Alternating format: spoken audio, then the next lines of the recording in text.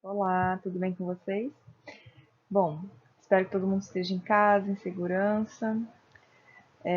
Eu resolvi gravar essa aula para mandar esse material para vocês, porque eu vi que no estudo dirigido houve algumas dúvidas em relação a alguns pontos importantes. Então, eu vou fazer uma explicação bem rápida com esse material mesmo que eu já passei para vocês. E na quarta-feira a gente se encontra novamente com um novo material focado para o coronavírus. Eu vou falar um pouquinho de diagnóstico, de PCR, de eletroforese, e aí precisa estar bem claro todo esse assunto na nossa cabeça para a gente fazer uma discussão bem bacana na quarta-feira. Então, na quarta-feira eu mando um novo material para vocês e a gente abre um Hangout ou um WhatsApp, alguma videochamada para a gente fazer uma discussão. Tá certo? Bom, vamos lá então.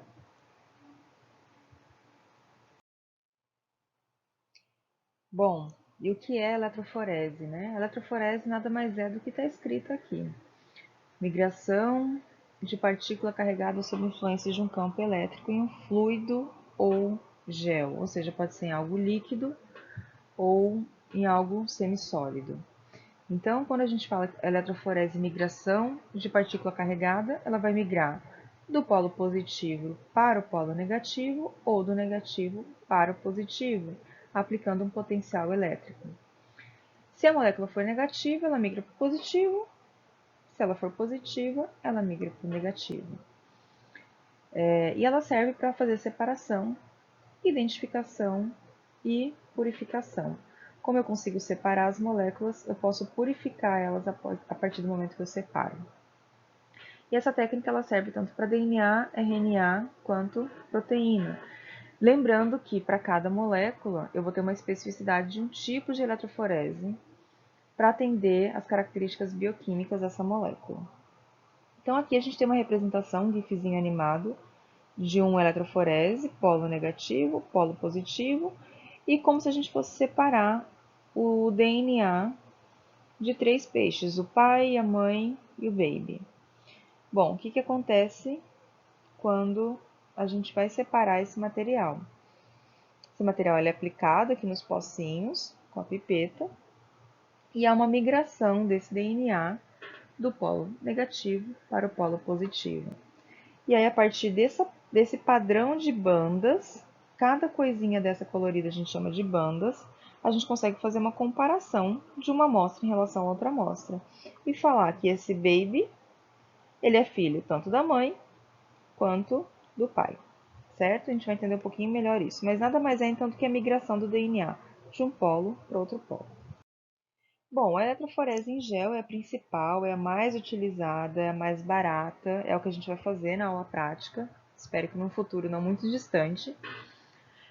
As etapas da eletroforese em gel dependem do preparo do gel, agarose ou poliacrilamida, adição do tampão de corrida na cuba, preparo e aplicação das amostras, corrida, fotodocumentação e análise. Lá no meu Insta, tá salvo naquele link de biologia molecular, tem como que faz o gel de agarose, tem também a aplicação do gel de agarose, dá uma olhadinha lá que aí vai ficar um pouquinho mais clara essa imagem, essa foto do gel, como que é essa prática de fazer a eletroforese em gel de agarose. Então esse gel aqui dentro dessa cuba, junto com esse tampão, isso vai ser ligado numa fonte que tem um polo negativo e um polo positivo. A eletroforese só depende disso, então do gel, cuba e uma fonte de energia que vai aplicar aquele potencial elétrico. Bom, a eletroforese ela pode ser tanto de forma horizontal, então aqui está a representação do gel, deitadinho, com o tampão, ligado aqui com uma fonte, que no caso aqui está representado por pilhas, ou vertical, em vez do gel ficar deitado, ele fica em pé. Lá no laboratório a gente tem exatamente essa cuba, que é uma cuba de eletroforese horizontal, mas também existe essa cuba que é eletroforese vertical. O que geralmente é usado? Eletroforese horizontal, que a gente consegue fazer com gel de agarose. Mais barato, mais simples. Essa cuba vertical a gente usa para o gel de acrilamida, e a gente vai falar das especificidades logo mais. Bom, então a eletroforese de DNA ela pode ser feita tanto no gel de agarose quanto de poliacrilamida. O gel de agarose ele é um polissacarídeo de resíduos tanto de D quanto de L-galactose, aqui embaixo tem a representação do que é a galactose, que nada mais é do que carboidrato. Ele é um gel que tem menor resolução, separando fragmentos de 20 kilodaltons, 20 kilobases, ou seja, 20.000 pares de bases, até 50 pares de base. O que quer dizer menor resolução? Que ele separa os fragmentos de DNA de diferentes tamanhos nessa faixa, mas não separa tão bem. E a concentração desse gel de agarose também determina a resolução, ou seja, quanto mais concentrado o gel for, mais agarose terá, maior a sua resolução. Por quê? Porque o DNA ele vai ter que passar através dessa malha. E aí, quanto mais agarose tem, mais difícil é do DNA passar. Consequentemente, os pedacinhos de DNA se separam de modo melhor. O gel de poliacrilamida, que a gente chama de acrilamida também, nada mais é do que a junção de dois polímeros, que é a acrilamida, com a bisacrilamida. Ele permite uma maior resolução, ou seja, separa mais os pedacinhos de DNA, separando fragmentos de 5 pares de base até 500 pares de base. Separa um pouquinho mais. A literatura fala 500, mas a gente consegue separar até 1.000, 2.000 pares de base. Qual o problema da poliacrilamida? Ela é neurotóxica, principalmente na sua forma em pó. Então, manipular ela é perigoso, tem que tomar alguns cuidados maiores.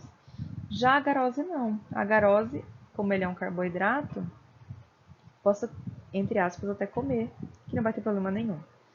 Então, ela é mais barata, mais simples de manipular, mais rápido de fazer o gel de agarose, por isso que ele é mais utilizado, sabendo-se das especificidades. Bom, a migração do DNA na eletroforese, então, depende do tamanho da molécula de DNA. Se o DNA, que é dupla fita, está na sua forma linear ou circular, lembrando que DNA circular são os plasmídeos. O tamanho do DNA, isso vai depender da concentração do gel. Quanto maior a concentração do gel, menor a taxa de migração. A presença de moléculas interagindo com esse DNA, ou seja, se na hora que eu fiz aquela extração de DNA que a gente fez, que a gente iria fazer na aula prática, na hora que eu extrair, esse DNA ainda ficou grudado com proteínas que estão no sangue do paciente, por exemplo, no tecido, algum corante ou algum outro polímero inibidor. Então, se isso ficou interagindo com o DNA, isso vai alterar também a sua taxa de migração.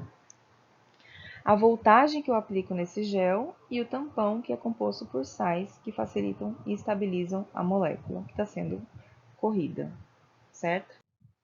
Bom, a eletroforese, então, de DNA, ela depende dos equipamentos, que é a cuba de eletroforese, a forma onde a gente vai solidificar o gel de agarose aqui dentro, é literalmente fazer gelatina, aquece, fica mole, coloca nessa forminha e solidifica. O pente, que vai moldar buraquinhos aqui nesse gel, para que a gente consiga aplicar a amostra, vai ficar desse jeitinho aqui o pente enfiado dentro do gel, até ele se solidificar. E uma fonte de eletricidade, ou seja, uma fonte que vai aplicar aquele potencial elétrico de polo negativo, que é o preto, e polo positivo, que é o vermelho. Então, para fazer o gel de agarose, a gente mistura a agarose e um tampão, derrete isso em micro-ondas ou em banho-maria a alta temperatura, igual fazer gelatina mesmo. Então, isso aquece a mais de 100 graus, entra em fervura. Toda aquela agarose, que é um pó branco, se dissolve. A gente aguarda um pouquinho esfriar e coloca nessa forminha para ele se solidificar no formato correto e formar os buraquinhos aqui com esse pente, para que nesses buraquinhos a gente consiga aplicar a amostra. Isso aqui é um gel horizontal.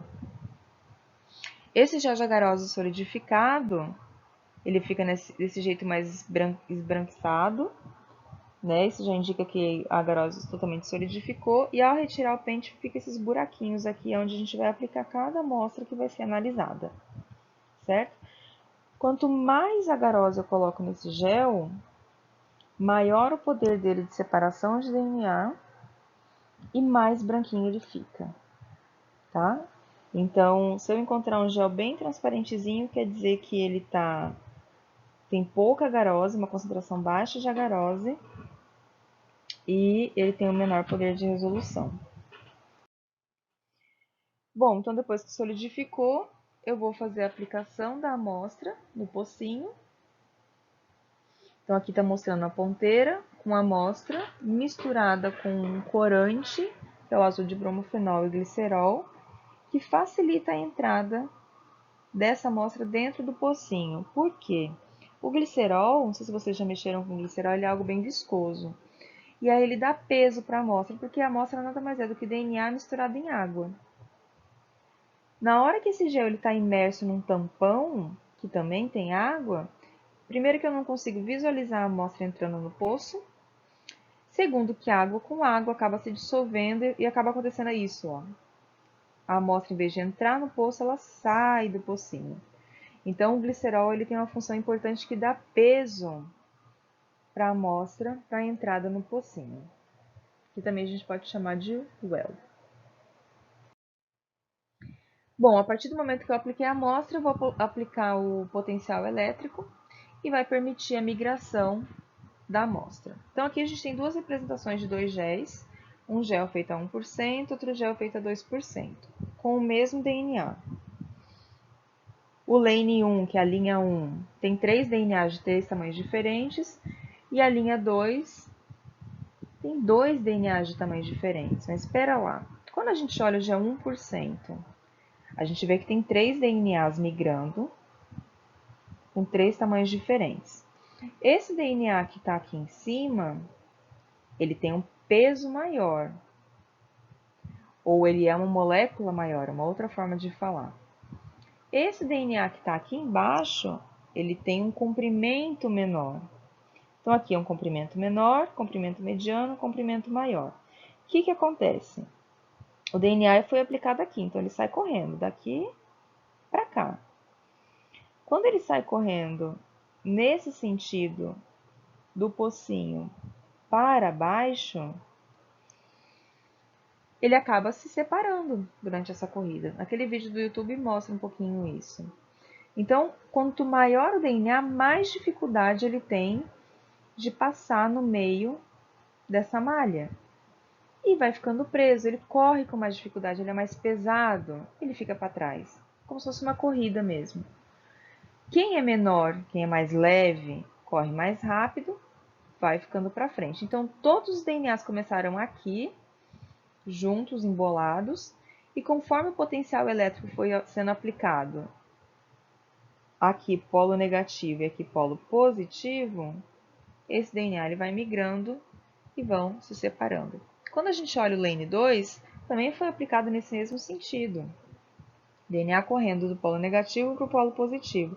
Porém, a gente só visualiza uma única banda. O que acontece quando a gente faz a análise desse mesmo DNA no gel 2%? Ao invés de aparecer uma única banda de DNA todo embolado aqui, essa banda se separa em duas. E esses 3 DNAs de tamanhos diferentes ficam todos aqui para trás. Por quê? A concentração do gel é maior. Ou seja, para todos os DNAs que estão aqui dentro, correndo nesse mesmo sentido, é difícil também essa migração. Quanto mais concentrado, mais difícil ele é de passar pelo meio desse gel e correr de um polo para outro polo. Quando a gente olha esse lane 2, o que a gente observa? Que ao invés de aparecer um único bolo de DNA, está aparecendo 2. Por quê? Porque aumentou a concentração do gel, ou seja, aumentou a malha da agarose e facilitou a separação das bandas, revelando para a gente que não havia só um tipo de DNA com um único tamanho. Haviam sim 2 DNAs diferentes com 2 tamanhos diferentes. Então, por isso que a gente fala que quanto maior a concentração do gel de agarose, maior a porcentagem, isso vai influenciar nessa malha dessa matriz, dessa agarose, e vai influenciar na resolução. Então, quanto maior a concentração, maior a resolução. Qual a indicação de concentração? Para análise de DNA genômico, que em geral tem 20, 30 mil pares de bases, a mais do que isso, a gente aconselha uma concentração de 0,7%, 0,8%, porque a malha vai ficar uma malha mais frouxa, uma peneira mais frouxa, e o DNA vai correr de modo mais fácil. Quando a gente faz PCR, vocês lembram das nossas conversas? A gente faz uma PCR amplificando um tamanho de 100 pares de base. Então, como é um DNA menor, eu preciso de uma resolução maior, eu preciso de uma concentração maior, para que eu consiga visualizar de modo melhor essas bandinhas. Então, por isso que a concentração do gel de PCR a gente recomenda de 1,2 a 2,5%. Por que essa faixa? Depende do tamanho do fragmento. Então, se eu vou analisar um fragmento de 100 pares de base, posso fazer 2%. Se eu vou analisar um fragmento de 500 pares de base, posso fazer 1,5%. Enfim. Então, a gente vai adaptando conforme o que a gente quer analisar. Bom, fiz o gel, apliquei o potencial, a amostra correu. Eu preciso revelar isso no equipamento que é chamado de transiluminador. Então, aqui ele tem uma caixa com uma tampa de acrílico e luz ultravioleta embaixo, que quando acende fica desse jeito. No gel, a gente não vê nada. A gente só vê alguma coisa na hora que a gente liga a luz ultravioleta, porque o DNA não dá para ver. Só que eu só vejo coisas aqui DNA porque eu uso um corante, um intercalante de DNA, que é o brometo de etídio. Esse brometo de etídio ele intercala no meio do DNA e aí eu consigo visualizar ele graças à luz ultravioleta. Então, a luz ultravioleta, na hora que incide nesse DNA intercalado com o brometo de etídio, ele fica fluorescente e a gente consegue visualizar. Então, quando a gente olha essa foto aqui, a gente está vendo uma mão tomando luz ultravioleta, que é cancerígeno, né, mutagênico. Esses risquinhos aqui, essas manchinhas rosas, são DNA que migraram de um lado ao outro lado do gel. Logo aqui em cima são os buraquinhos, que também ficam meio rosados. Abaixo é o DNA. E aqui embaixo são pequenos fragmentos de DNA que correram rápido de um lado para o outro, também aparecendo. Além do brometo de etídio, existem outros intercalantes de DNA, que são o CyberSafe, o GeoRed. Por quê? O brometo de etídio ele é altamente mutagênico, então é perigoso ficar manipulando, apesar de ele ser barato, então muitos laboratórios ainda usam ele. O CyberSafe e o GeoRed também vão fazer esse mesmo papel de intercalar no DNA, para que ele floresça na hora que eu ligo a luz ultravioleta, porém são menos mutagênicos, apesar de também serem intercalantes de DNA. Então tem que tomar o mesmo tipo de cuidado do que o brometo de etídio. O brometo de etídio ele fica muito tempo no ambiente, é difícil descarte, então a ideia realmente é que cada vez mais eles entrem em desuso. Bom, e como que fica a interpretação, então, né, de uma eletroforese de DNA? A gente nunca visualiza daquele jeito lá roxo. Sempre, em geral, esses equipamentos eles têm uma câmera acoplada e gera uma imagem então preta e branca. Então aqui em cima a gente tem um gel de agarose, aqui dá para ver nessa foto até os pocinhos, onde foi aplicadas as amostras. Isso já correu dentro da cuba, foi aplicado então um polo negativo, polo positivo. E aí as amostras de DNA saíram daqui e saíram correndo para cá. Se havia um único tamanho de DNA na amostra, eu vou ver uma única banda, que é esse que está aparecendo aqui nessas amostras. Se na amostra havia DNAs de tamanhos diferentes, eu vou visualizar dessa forma. Então, cada bandinha dessa é um DNA de um tamanho diferente. Não quer dizer que é uma única molécula de DNA. É um monte de moléculas de DNA de um tamanho único, certo? Aqui tem um Mzinho, que é o marcador de peso molecular, ou molecular weight. O que é isso? É um reagente que a gente compra, que ele contém fragmentos de DNA com tamanhos conhecidos para comparação da amostra. Ou seja, é uma mistureira de DNAs de diferentes tamanhos, que na bula vem escrito, ele fala assim, olha, Essa bandinha mais baixa é uma banda de 200 pares de base, ou seja, um DNA de 200 pares de base. Essa bandinha aqui, que é a terceira de baixo para cima, é uma banda de 400 pares de base. Então, isso funciona como uma régua. Para quê? Para que eu saiba, por exemplo, que a minha amostra de 1, 2, 3 e 4, ela tem aproximadamente 190, 180 pares de base. Eu não consigo afirmar com certeza, mas eu sei que ela é um pouquinho menor do que 200 pares de base. Aí eu posso falar que minhas amostras 5 e 6, elas têm entre 300 e 400 pares de base. Por quê? Porque comparativamente está nessa altura aqui, ó.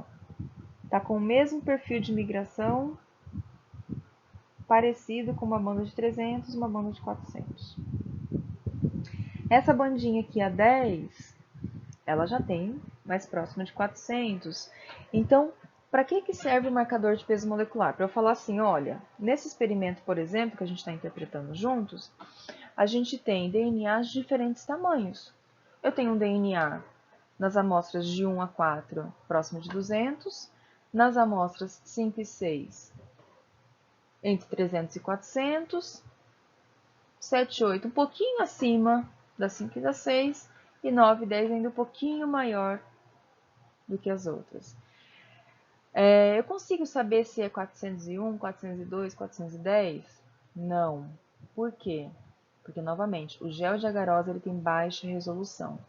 Ou seja, sempre a resposta vai ser aproximadamente tal. Aproximadamente 200, aproximadamente 250, aproximadamente 300. Depende desse marcador que sempre vai ser o guia. Certo? É como se fosse uma régua mesmo para medir o tamanho desses fragmentos de DNA. Lembrando que essa mancha branca indica uma banda, e essa banda é formada por várias e várias moléculas de DNA do mesmo tamanho, que migraram juntas, porque elas são de tamanho único.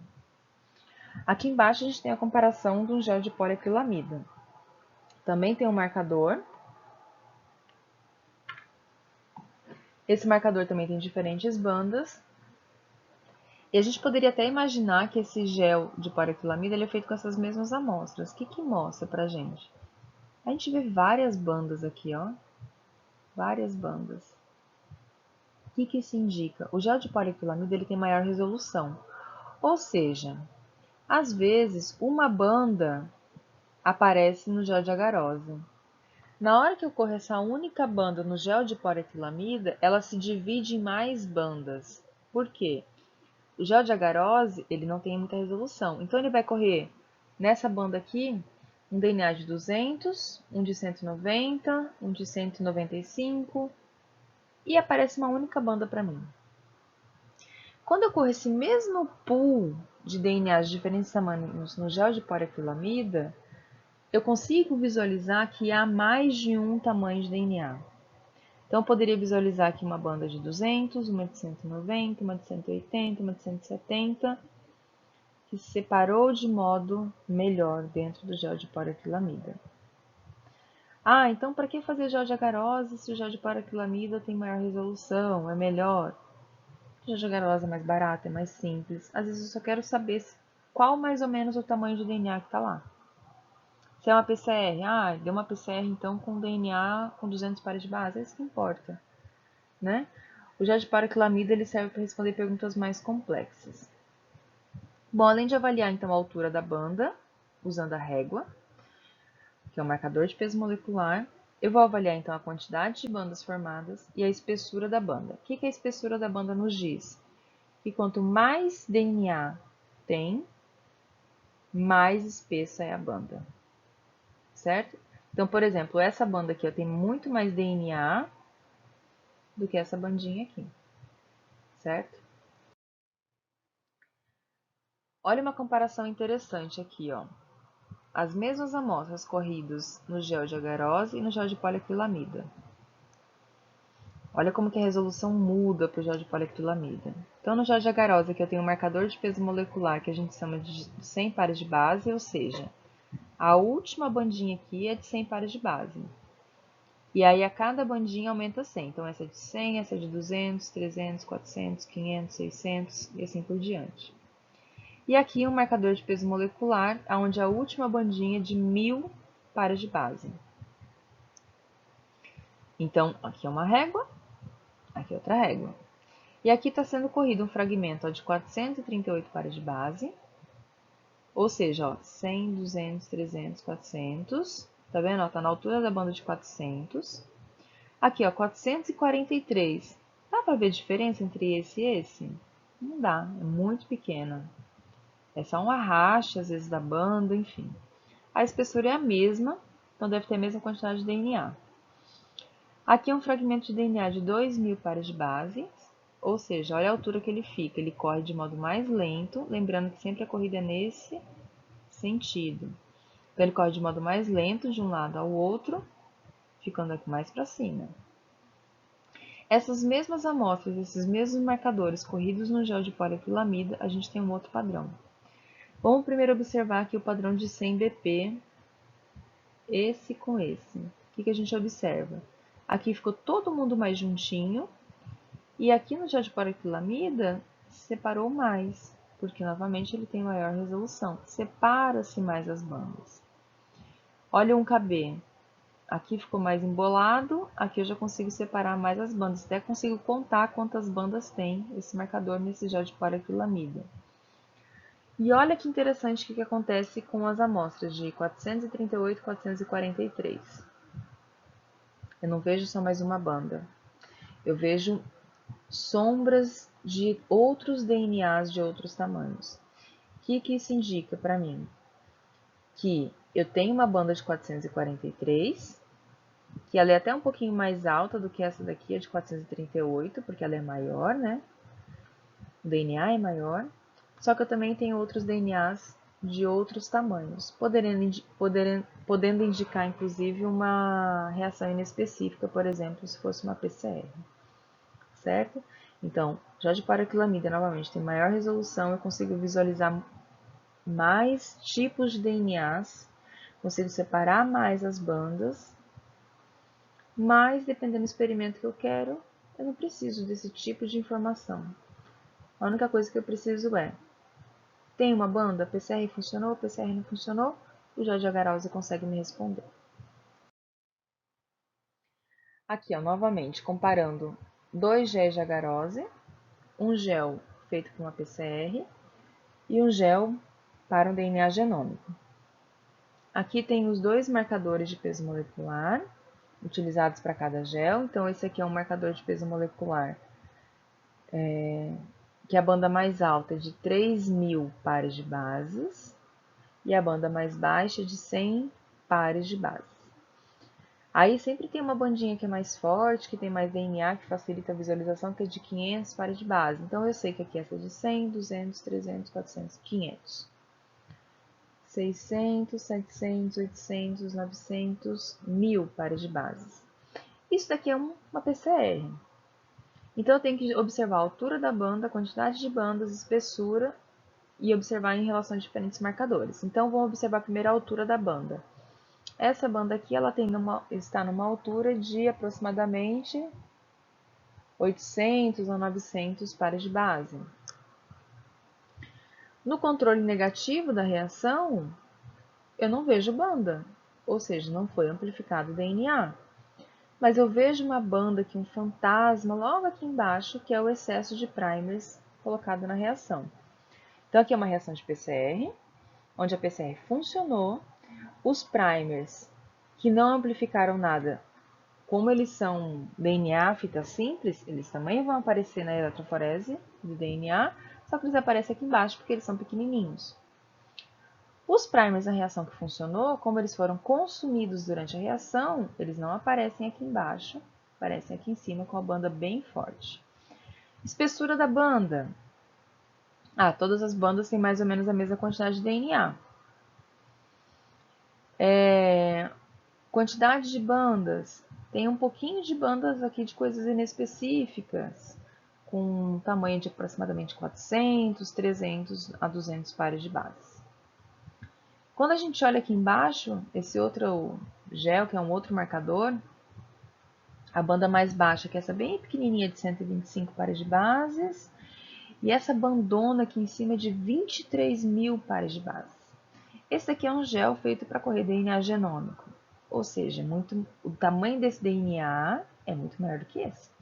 Né? A gente compara isso com o marcador, que é 23 mil, a banda mais alta, e aqui essa banda mais alta é só de 3 mil, ou seja, bem maior esse DNA aqui. Esse gel aqui ele tem uma porcentagem menor, justamente para conseguir separar de modo mais fácil esse DNA genômico. Esse aqui é um marcador que a gente usa bastante para DNA genômico, que é o RIND3, Lambda RIND3, que é um DNA de lambda cortado com uma enzima de restrição. E aí está mostrando que para cada amostra eu tenho DNA genômico. Por que eu tenho DNA genômico? É um DNA grande, até maior do que essa banda aqui de 23 mil pares de base, e muito DNA. Ah, essa amostra aqui tem pouquinho DNA, talvez a extração de DNA não ficou tão legal. E essa amostra aqui, o que indica pra gente? Tem DNA genômico? Tem. É grande? É. Porém, a gente chama isso aqui de um arraste. O que é isso? O DNA genômico está lá, porém ele não está íntegro. Então, eu tenho muito DNA fragmentado a partir desse DNA total.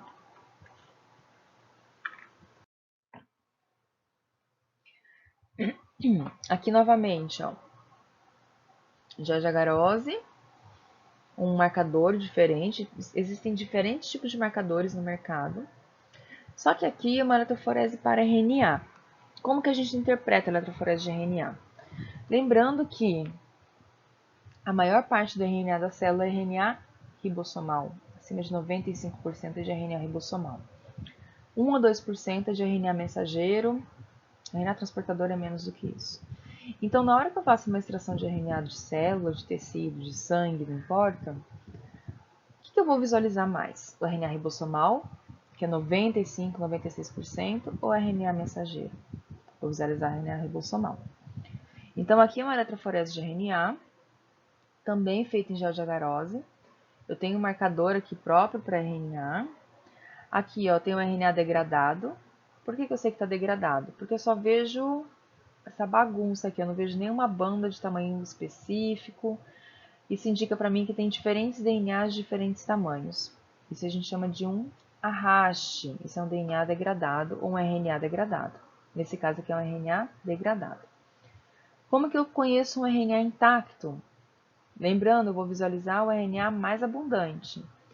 E o RNA mais abundante é o RNA ribossomal, que para eucarioto ele se divide em 2 a 3 tipos que a gente consegue visualizar. Principalmente 2 tipos, que é o RNA ribossomal 28S e o RNA ribossomal 18S. Se a extração de RNA ficar muito boa, a gente consegue visualizar aqui embaixo o RNA ribossomal 5S também, a última bandinha aqui, certo? E aqui a gente também vê um pouquinho de arraste, porque a RNA é muito fácil de degradar durante a extração. Mas se eu consigo visualizar os dois principais e mais abundantes RNAs ribossomais, que é o 28S e o 18S, isso indiretamente indica para mim que o RNA mensageiro estará intacto, ou seja, eu posso prosseguir com o experimento, certo? Aqui, ó, do lado direito, a gente também novamente outro Giardia-Garose para interpretação, né, de RNA. Amostra 1 e 2, com as duas bandas bem bonitonas aqui do 28S e 18S. Se não está entendendo o que é 18S e 28S, dá uma googada, RNA ribossomal, 18S, 28S. Aí lá vai ter uma explicaçãozinha sobre sedimentação, peso do RNA ribossomal, certo? Aqui na amostra 3, RNA íntegro, só que com um pouquinho mais de degradação. A amostra 4, RNA bem degradado já. E a amostra 5, além de aparecer as duas bandas de RNA, também aparece DNA genômico na amostra. O que está mostrando para a gente isso? Que a extração de RNA não foi boa. Porque quando a gente faz extração de RNA, a gente só quer RNA. Quando a gente faz extração de DNA, a gente só quer DNA na amostra. Então, se eu fiz uma extração de RNA e encontrei DNA genômico nessa amostra, isso indica que a minha extração de RNA não foi eficiente, certo? Isso vai interferir na PCR, vai interferir no diagnóstico, então isso não é o padrão ideal. O padrão ideal é essa amostra aqui, ó, 1 e 2 para RNA. certo? Bom, se eu vou fazer a eletroforese de proteína, eu tenho que relembrar brevemente a estrutura de proteína. Proteína primária, estrutura linear de proteína, cada bolinha dessa é um aminoácido, porção carboxy terminal, da cadeia polipeptídica, porção amino terminal. Essa cadeia aqui ela acaba se dobrando, formando estruturas ou do tipo alfa-hélice, ou do tipo folha beta, que ela vai e volta, assim, vai e volta. Ficou ótimo o desenho. Essa estrutura aqui secundária ainda se complexa em estruturas terciárias, então aqui tem uma representação ó, de folha beta, um pedacinho que é alfa-hélice, isso tudo vai sendo dobrado, formando estrutura terciária. Se eu complexar essa única cadeia polipeptídica, que é uma só, com mais de uma cadeia polipeptídica, eu já tenho estrutura quaternária. Quando a gente faz a eletroforese de proteína, é importante a gente relembrar isso. Por quê? Porque para a eletroforese de proteína, a gente tem que fazer a eletroforese ou do tipo com a proteína nativa ou com a proteína desnaturada.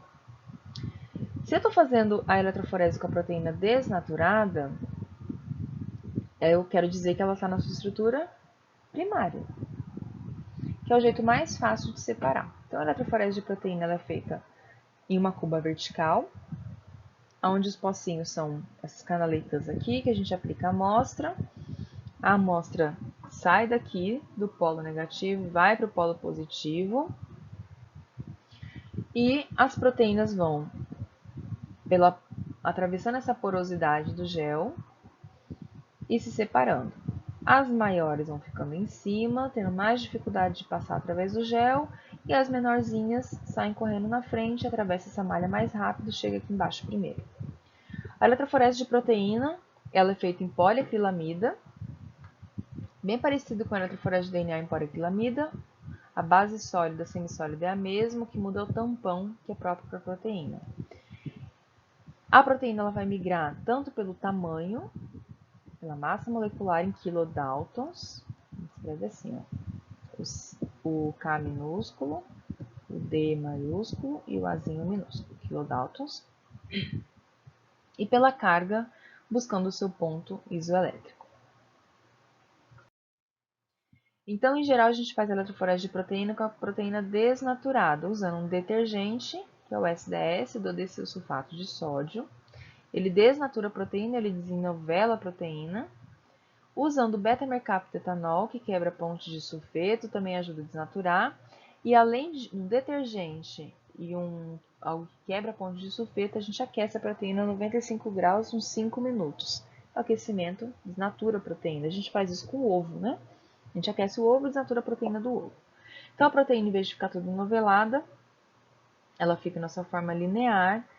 E o SDS, que é um detergente que ajuda nisso, ele pondera essas cargas, ele neutraliza um pouco as cargas da proteína, que a proteína tem carga tanto positiva quanto negativa. E acaba carregando essa proteína para que, por mais que ela seja super positiva, ela fique com carga negativa. Ou seja, ela vai correr para o polo positivo, certo? Cada proteína tem um tipo de carga diferente do DNA e RNA. DNA e RNA são negativos, porque eles são ricos em fosfato. O fosfato é negativo, tem muito oxigênio. Então, o DNA e RNA sempre vai correr para o polo positivo. Se eu não colocar esse detergente que neutraliza essas cargas da proteína, não é garantia que ela vai correr para o polo positivo, certo? Então, ele é importante para justamente neutralizar essas cargas. Ao aplicar, então, esse detergente e quebrar essas pontes de sulfeto, que é o SS da proteína, elas vão ficar de forma mais linear, totalmente carregada negativamente. E aí que a gente tem três representações, ó, uma proteína mais longa, super negativa agora, uma proteína menorzinha e uma outra menorzinha. Na hora que eu aplico essas proteínas para correr nesse gel, eu também vou ter um marcador de peso molecular. A proteína maior tem mais dificuldade de migrar no gel, corre menos. As proteínas menores correm mais rápido. O princípio é o mesmo. Quem é maior fica mais lento, corre menos. Quem é menor atravessa essa malha de um lado ao outro e corre mais rápido. Bom, então a eletroforese de proteína, ela tem diferentes condições, mas em geral a gente faz condições redutoras, ou seja, quando eu uso aquele beta-mercaptoetanol, que eu quebro o ponto de sulfeto, eu também consigo separar as subunidades das proteínas. Então, se eu pegar esse bololô aqui, ó, fizer a condição não redutora, ou seja, não usar aquele beta-mercaptoetanol que separa as subunidades, e eu correr esse bololô dentro desse gel, eu vou ver uma banda. Ou seja, eu vou falar assim, opa, é uma proteína só. Se eu fizer essa mesma proteína em condição redutora, eu vou separar essas subunidades. Em vez de ficar com esse bololô, eu vou ficar com a subunidade amarelinha, subunidade azulzinha. E aí eu vou conseguir visualizar que, na verdade, não era uma super proteína grandona, lenta, que ficou aqui em cima. Na verdade, essa superproteína são duas proteínas de tamanhos diferentes, certo? Então, a eletroforese de proteína, além de separar, facilita para mim a identificação. Eu consigo descobrir, graças a isso, que isso é uma proteína quaternária, que ela é feita de mais de uma subunidade, certo? Então, aqui é uma cuba de eletroforese vertical. Se vocês observarem aqui dentro, tem o gel. As canaletas aqui, ó, também é aplicado com azul de bromofenol, que vai facilitar a coloração da amostra, vai facilitar a visualização. Também vou colocar glicerol, que vai dar um peso para essa amostra, para ela entrar nesse gel de modo mais fácil. Não dá para ver aqui, mas dá para ver até uma espuminha aqui, ó. Aqui dentro tem um tampão, que está em contato com essa parte superior do gel. E o final do gel aqui, ó, tá com tampão imerso. Então, a gente tem tampão encostando na parte de cima do gel e tampão encostando na parte de baixo do gel. Esse gel ele é um gel super molinho, super fininho, que ele fica entre duas placas de vidro. Então, aqui, ó, uma placa maior, uma placa menor, e tem um gel bem fininho aqui, ó, de 1 milímetro, sim, 1 milímetro, que fica entre essas duas placas. Depois que essa amostra corre, graças a alguns corantes específicos, a gente até consegue já visualizar algumas proteínas aqui, ó. Proteínas maiores, proteínas menores, que foram separadas dentro dessa corrida.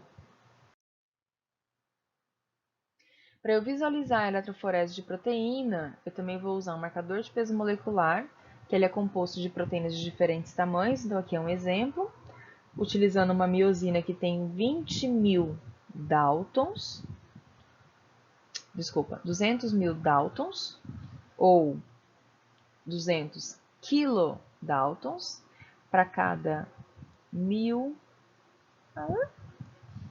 Daltons. Não tem teclado isso aqui, né? 1.000 Daltons representa 1 kilodalton, certo?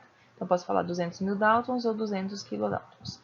Aí, uma proteína grande e uma proteína pequenininha, por exemplo, a lisozima, que vem de bactéria, que ela tem 14 kilodaltons. Para que isso? Para que na minha amostra, para a minha amostra eu consiga comparar e saber mais ou menos o tamanho dela. Então, por exemplo,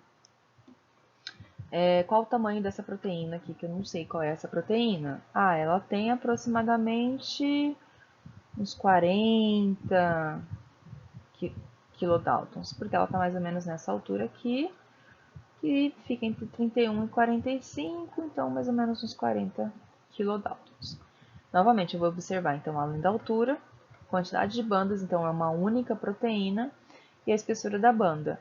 Ou seja, qual proteína existe mais? Essa proteína aqui que eu não conheço, que é a X, ou a miosina? Essa proteína, a miosina, tem muito mais. Então, a espessura da banda, quanto mais espessa a banda, maior a quantidade de proteína.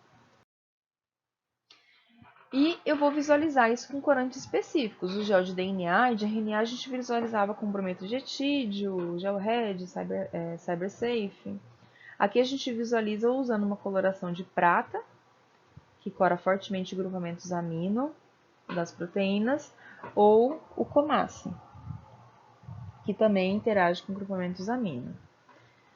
Bom, as mesmas proteínas incorporadas, transferidas aqui para um gel. Eita, essa flecha ficou ótima, gente. As mesmas proteínas aqui que correu do gel, do polo negativo para o polo positivo, um marcador de peso molecular, proteína pequenininha aqui, ó, 14 kDa, 65 kDa, diferentes amostras. Em qual coloração que eu consigo visualizar mais bandas? Coloração de prata. A coloração de prata, ela tem uma sensibilidade maior, certo? Então, ela consegue visualizar um maior número de proteínas. Olha quando a gente compara que a proteína de interesse é a proteína que está com a flechinha. Aqui, eu tenho uma banda de uma intensidade mais fraca e com a coloração de prata eu tenho a mesma banda da mesma altura com uma intensidade mais forte. Qual o tamanho dessa proteína de interesse que está indicada com a flecha? Aproximadamente 22 kDa, porque está mais ou menos nessa altura aqui, ó. Certo? E aí eu consigo visualizar. Só que, uma outra pergunta. A minha proteína de interesse é essa, beleza, que tem mais ou menos 22 kDa. Nesse extrato dessa amostra, que foi aplicado aqui, nessa canaleta, nesse lane, existe só essa proteína? Não. Existem outras proteínas também, é nítido. Opa, tem até uma proteína aqui que tem mais do que minha proteína de interesse. Então, em geral, quando a gente faz eletroforese de proteína, é quase que impossível eu ver só uma banda, diferente do DNA. Então, geralmente acabo vendo mais de uma proteína. E aí eu vou usar o marcador de peso molecular para buscar minha proteína de interesse, porque minimamente eu tenho que saber o tamanho dela, certo? Então, eu não vou buscar minha proteína só pela banda mais forte, a banda mais fraca. Eu vou buscar minha proteína pelo tamanho dela também. Se eu fizer a extração, pegar uma célula, célula do sangue, pronto. Os glóbulos brancos, leucócitos, linfócitos e assim por diante. E fizer 3 tipos de extração. Então, extrair DNA, RNA e proteína. O que eu vou visualizar? Vamos começar com DNA. DNA eu vou visualizar uma única banda. Se a extração ficou boa, o DNA íntegro. Uma única banda bem alta. Porque DNA genômico é um DNA longo, gigante. Então, ele fica uma única banda bem lá em cima do gel de agarose. Porque como ele é longo, ele não consegue correr muito. Isso, gel de agarose. Se eu fizer um gel de agarose do RNA dessas células, o que eu vou visualizar? 2 bandas. A banda maior é a banda do RNA ribossomal 28S e a banda menor é o RNA ribossomal 18S. E se eu fizer um extrato de proteínas dessas células, extrair as proteínas, o que eu vou visualizar? Um monte de proteína. Por quê? Porque essas células são compostas de proteínas de diferentes tamanhos e em diferentes quantidades. Então, eu tenho proteínas aqui em maior abundância, de maior peso molecular, proteínas aqui de menor abundância, de peso molecular intermediário. Então, eu vou visualizar sempre, quando eu analisar o total de proteínas de uma célula, um monte de banda diferente, porque a célula é composta de diferentes proteínas de diferentes tamanhos. Então, novamente, DNA genômico, eu vou visualizar uma banda única. Não é porque o nosso DNA genômico é feito de um único DNA. Novamente, são várias moléculas que são os cromossomos. Só que como são DNAs tão longos, eles ficam todos embolados e eles aparecem no gel de agarose como uma única banda, certo? Uma banda alta, sem arraste, porque se eu visualizar o arraste, quer dizer que esse DNA está degradado. Quando eu visualizo o RNA total, vou visualizar somente os RNAs ribossomais, que são os mais abundantes, acima de 95% da célula é feito de RNA ribossomal. Eu vou visualizar o 28S e o 18S. Mais alto 28, mais baixo 18S. E se eu fizer a extração de proteínas, eu vou visualizar todas as proteínas da célula. Certo? Esse gel aqui provavelmente é um gel que foi corado com Comacy Blue e transformaram essa foto em preto e branco. Porque se fosse um gel de corado com prata, eu visualizaria muito mais coisas aqui, porque o prata tem maior resolução. Bom, para a gente encerrar, as outras questõezinhas do estudo dirigido, acho que já foram bem debatidas. Se ficar alguma dúvida, separa novamente que a gente discute na quarta-feira. Mas eu queria resolver só essa atividade com vocês, que era a última questão do estudo dirigido. Então, em um laboratório de diagnóstico molecular de patologias, foi realizada uma PCR para a detecção de um parasita, um único parasita, em uma amostra de sangue de paciente, onde o trecho do gene amplificado corresponde a uma banda de 380 pares de base. Ou seja, os primers vão amplificar um trecho total de 380 letrinhas. Analise a imagem do gel onde foi aplicadas as amostras dos pacientes de 1 a 4 e descreva o resultado encontrado e uma interpretação do resultado. Então, marcador de peso molecular, banda mais baixa 200 pares de base, banda mais alta 400 pares de base. Quando a gente faz uma PCR, a gente espera uma banda de 380 pares de base, e eu olho o gel de agarose, eu vou buscar essa banda de 380 pares de base perto da banda de 400 pares de base. Então, qual é a visualização aqui? Que o paciente 1 e 2 tem realmente uma única banda, então indicando que a PCR foi específica, porque se ela é específica, ela só pode aparecer uma banda, que é de 380 pares de base. Então, primeira coisa, só tem uma banda, e essa banda está próxima de 400 pares de base. Então, o paciente 1 e 2 é resultado positivo. E o paciente 3 e 4? Uma única banda foi observada. Indicaria especificidade da reação. Porém, foi amplificada uma banda na altura de 300 pares de base. Ou seja, paciente 3 e 4. Análise inconclusiva. Porque, apesar de ser uma única banda, não é uma banda do tamanho correto. Não é uma banda do tamanho adequado para você falar que a PCR deu positiva. Então, quando a gente faz a PCR, a gente só descobre se ela é positiva ou negativa através da eletroforese. Na eletroforese, a gente vai observar a altura da banda e a quantidade das bandas. Então, tem que ter uma única banda e essa banda tem que estar na altura correta. Se é uma única banda na altura errada, resultado negativo. Essa amostra provavelmente deveria refazer o teste e descobrir por que amplificou uma amostra de 300 pares de base. Então, isso provavelmente vai indicar inespecificidade da reação, certo? Se não tivesse aparecido nenhuma banda, imagina que não apareceu nada, aí realmente seria o resultado negativo, ou seja, o paciente não tem um parasita, o DNA dele não foi detectado, certo? Na quarta-feira a gente discute mais coisas, ok? Um beijão para vocês.